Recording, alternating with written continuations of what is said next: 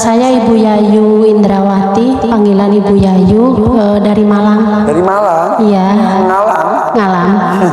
Aremania. Aremania. Ini berdua saja dari Malang? Enggak, sama satu laki kakak ada. Berapa saudara memang? 3. Ini nomor berapa anak? Nomor bungsu, nomor 3. Oh iya. Kenapa?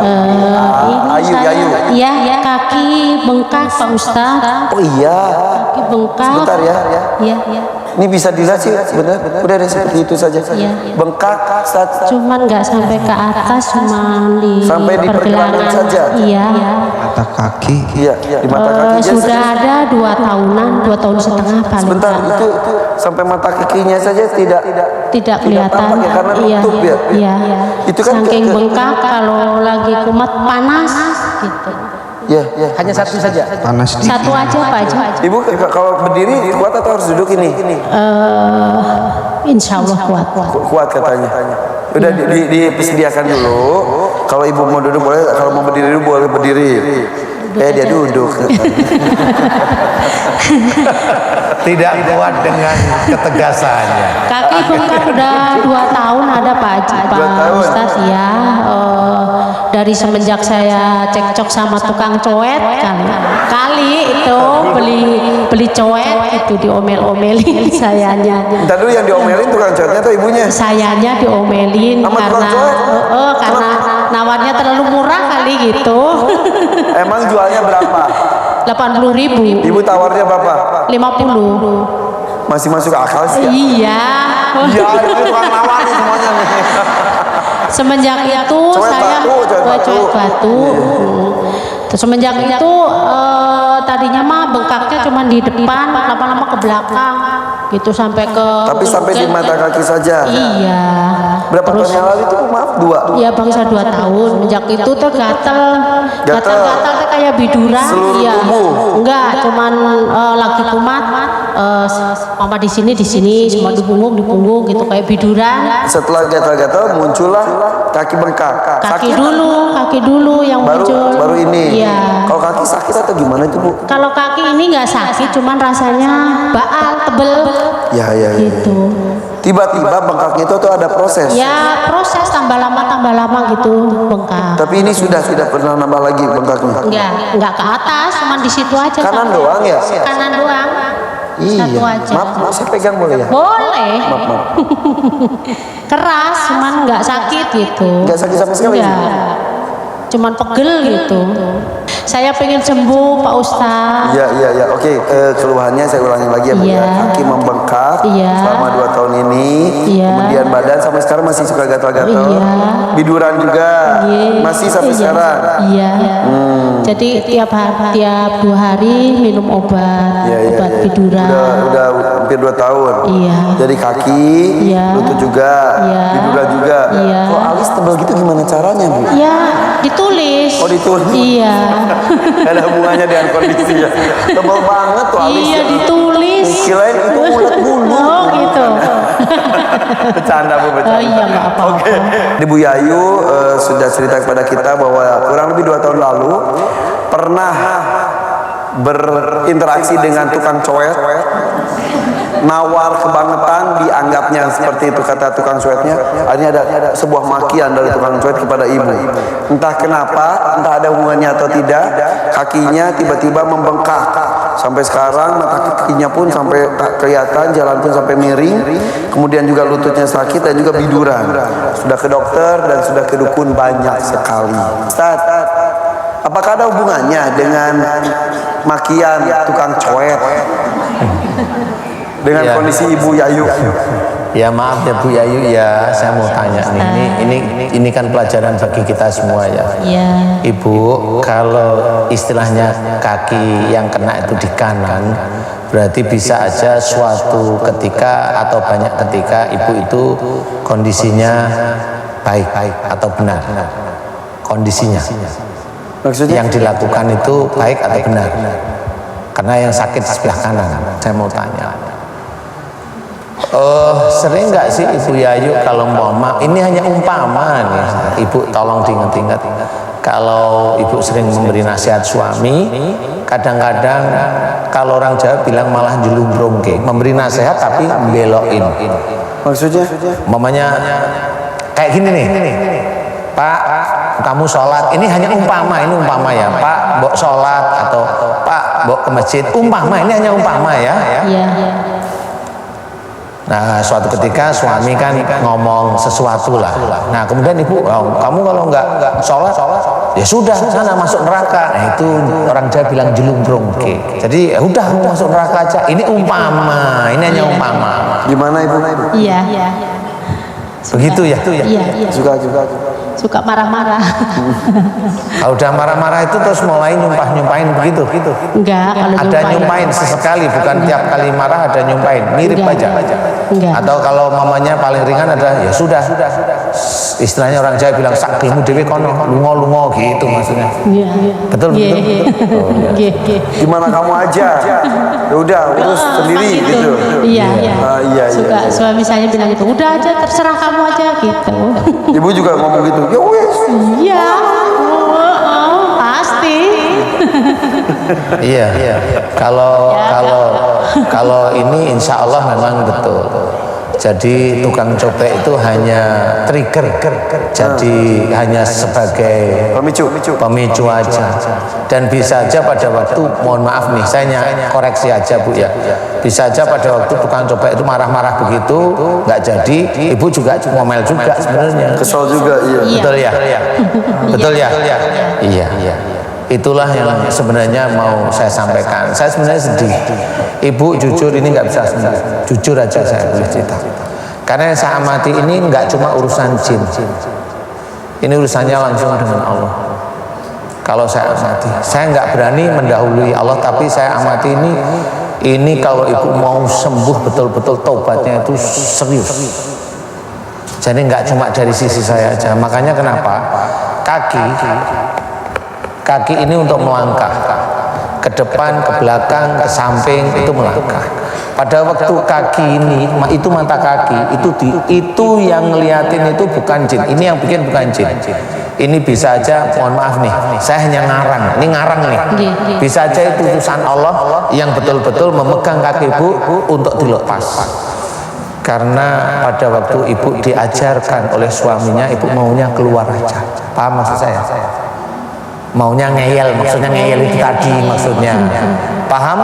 Nah, inilah yang sebenarnya yang saya khawatirkan. Sempat tadi kita cerita arijalu qawwamuna 'alan nisa, itu hilang di situ. Makanya di sini saya nggak berani cerita. Kalau hanya jin, insya Allah saya paham, tapi ini kayaknya bukan jin. Habisnya suaminya juga ngeyel, Pak Ustaz. Gantilah. Ganti suami yang gak ngeyel. Bukan, ganti baju aja. Kirain ganti suami. Enggak lah. Bapaknya Ya, sudah. ngeyel banget, Pak Ustaz. Kamu suaminya ngeyel aja udah ada yang satu di sini, Bung. 3 lagi. Tiga Gimana gak lagi. ngeyel? Itu ngeyel. Tapi mungkin kalau ketika nanya suaminya, kata suaminya juga ibunya yang ngeyel. Bisa jadi. Iya, jadi intinya adalah ayo kita jaga, karena di sini yang saya amati dan saya diizinkan oleh Allah Ta'ala tahu ini bukan persoalan jin. Jujur ini nggak akan ada yang mampu menurut saya ya. Saya juga belum tentu saya mampu kalau yang ini nih. Yang ini yang mampu hanya Allah Ta'ala. Karena yang saya takutkan itu kalau saya nggak salah mengetahui, itu ada sosok yang memang mau melepaskan kaki, dan itu kalau jin nggak mungkin bisa. Saya tahu kekuatan jin sehebat apapun, insya Allah saya tahu. Karena ini seperti dilepas, iya. Karena Dipinggirkan, memang betul dipinggirkan. Jadi itu makanya analisa saya adalah pada waktu ibu diajak untuk lurus, ibu ngeyel, maunya minggir. Ini dibuktiin sama Allah Ta'ala. Jadi menghilangkan martabat suami. Kurang menghormat aja atas nasihat-nasihat suami. Saya lihat Ustaz sampai nunduk gitu. Saya sedih.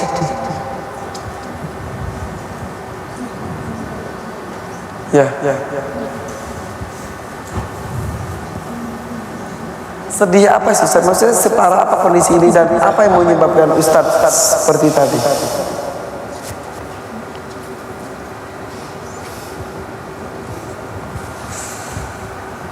Yang saya amati itu yang melakukan ini bukan jin.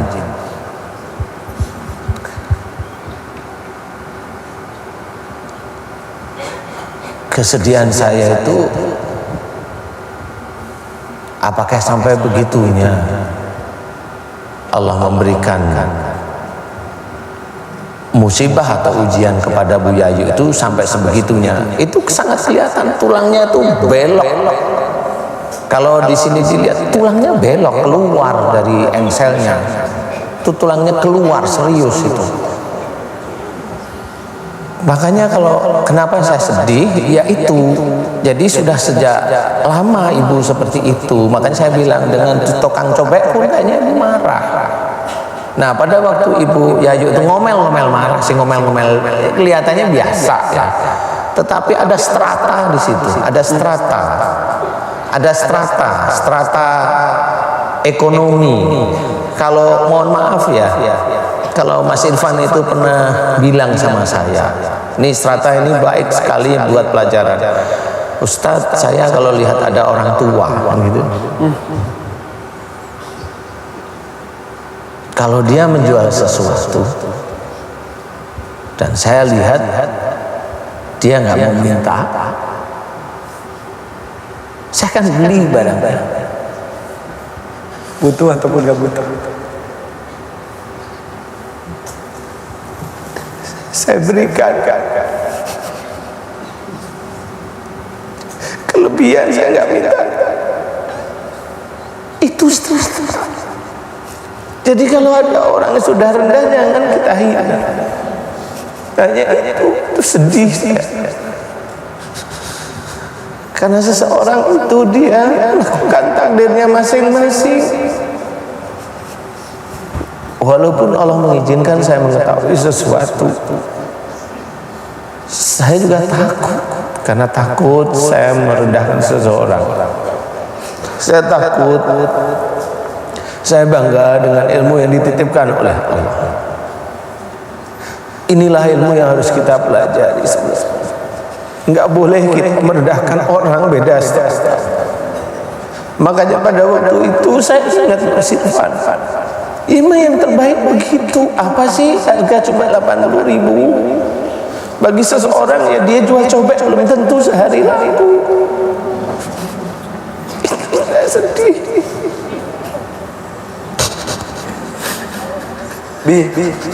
Betul sampaikan Ustaz. Kadang-kadang kita tidak sadar melakukan hal itu, merendahkan orang yang sudah rendah istilahnya. Pimpin doa, kita ampun kita. Yaudah, ibu diam. Ibu, kalau ibu bisa mencari tukang cuek itu bisa ketemu? Gak tahu Ustaz. Ibu bisa mencari kerabatnya? Gak tahu, orang lewat. Tidak ada orang yang mau menderita ketika dia hidup dalam penderitaan. Itu ujian Allah Subhanahu wa taala. Kita yang merasa lebih tinggi jangan sekali-kali merendahkannya. Bahkan biasakan kita kalau melihat ada orang berdiri di lampu merah, dia jualan tisu, sebetulnya dia malu mau mengemis. Dia hanya berusaha untuk memanggil kemanusiaan kita. Dia hanya mau memanggil kemanusiaan kita. Dia menawarkan tisu, menawarkan lem, itu dia.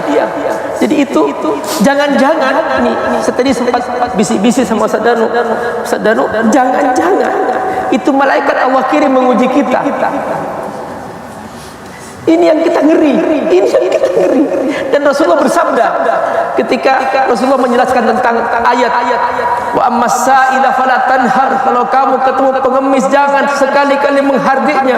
Nabi bersabda dalam sebuah hadis, ruddu as-sa'il, kamu berikan apa yang kau punya kepada orang yang datang meminta kepadamu, sekalipun dia sedang memakai gelang emas, dia minta kepadamu, jangan sekali ngomel, jangan sekali kamu menghardinya, beri. La'allahu laysa min jinsika, jangan-jangan dia bukan dari jenis kamu, maksudnya malaikat datang menguji kamu. Ini yang kita ngeri kepada Allah. Ya Rabb, Ini demi Allah, ini pelajaran luar biasa. Ini pelajaran luar biasa. Kita belajar, ayo boleh sekarang lembutkan hati kita. Muliakan orang yang oleh Allah diuji dan kesulitan hidup. Mereka mencari makan saja. Kita ngasih 100.000 saja, tidak membuat dia kaya. Tidak. Kenapa kita mesti tawar menawar? Ya Allah, 20.000, 50.000, nggak membuat dia kaya. Berikan. Bahkan kita membeli untuk membantunya. Jangan tawar lagi. Ya Rabb, biasakan saudaraku rahimahullah membantu yang lemah, yang menitipkan kepada kita. InsyaAllah mulai hari ini bunda biasakan sedekah. Melihat orang lemah, bunda beri sebagai kafarah, sebagai pembebasan. Di mana orang lemah, bunda langsung beli barangnya.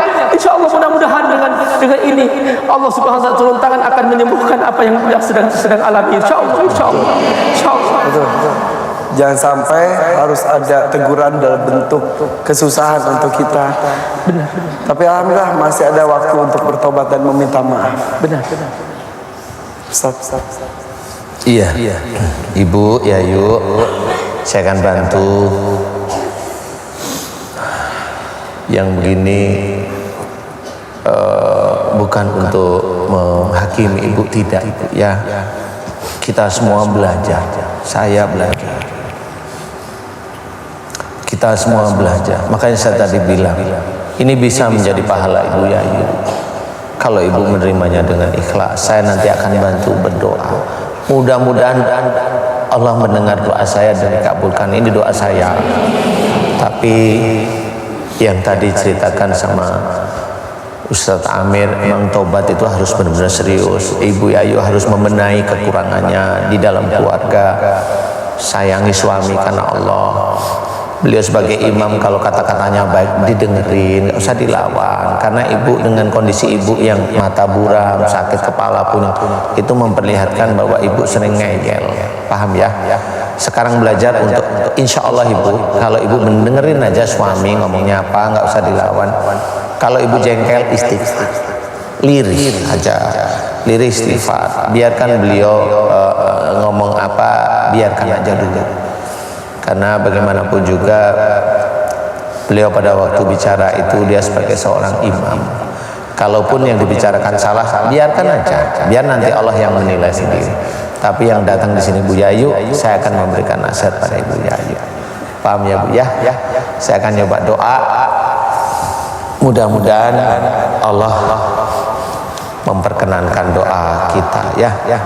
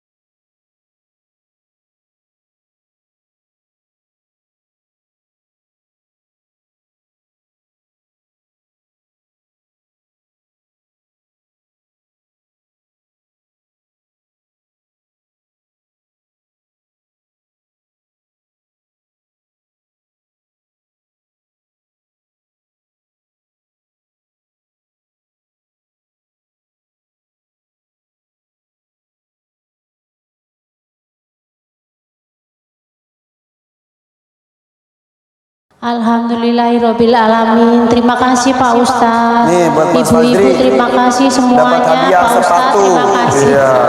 Betul. Bisa copot. Kenapa? Kok bisa copot ya enggak tahu. Assalamualaikum warahmatullahi wabarakatuh. Waalaikumsalam. Bisa copot Kak. Kenapa bisa copot?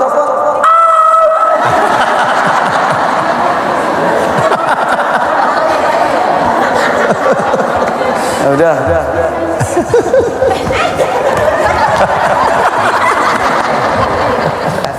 Sama-sama, alhamdulillah. Sama Ustaz. Nah. Terima kasih ya. Ya. Bi, gimana menurut Abi? Di sekitar kita nih Ibu, Bapak, rahmatullah dimanapun Anda berada, ada makhluk yang kita tidak melihatnya, tetapi dia melihat kita. Nah, makhluk ini adalah jin. Nah, ada makhluk lain lagi namanya malaikat. Nah, kalau malaikat dia tidak pernah mengganggu kita. Dia hanya melaksanakan tugas-tugas dari Allah, mengatur hidup kita, mengatur hujan, mengatur rezeki, mengatur kematian kehidupan sesuai dengan perintah Allah. La ya'sunallaha ma amarahum wa yaf'aluna ma yu'marun. Tidak pernah berbuat maksiat kepada Allah dan patuh kepada Allah. Nah, yang ada kemungkinan berbuat baik dan buruk itu adalah jin. Nah, supaya jin ini tidak mengganggu kita, Allah menurunkan panduan, yaitu bahwa iman kita harus kokoh kepada Allah, kita harus bergantung kepada Allah, tidak ada yang terjadi di muka bumi kecuali dengan izin Allah. Itu saja. Jadi inti Quran, inti hadis saja itu.